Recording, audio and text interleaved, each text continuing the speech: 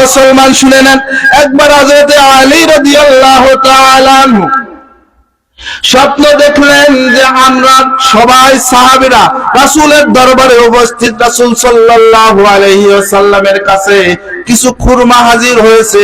এই খুরমাগুলি সব সাহাবীদের মাঝে একটা একটা করে বিলিয়ে দিচ্ছেন।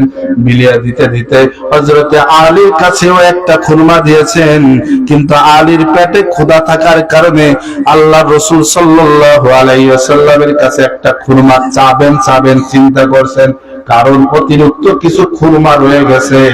আলী যখন খুরমা চাইলেন, আল্লাহর নবী তাকে খুরমা দেন নাই। পরের দিন সকালবেলা আল্লাহর রাসূলের স্থানে হযরত ওমর রাদিয়াল্লাহু তাআলা আনহু বলেন সুবহানাল্লাহ, ফজরের পরে একজন ব্যক্তি কিছু খুরমা কিছু খেজুর নিয়ে আসছেন ওমরের দরবারে। ঠিক আলীও খুব ক্ষুধার্ত ছিলেন।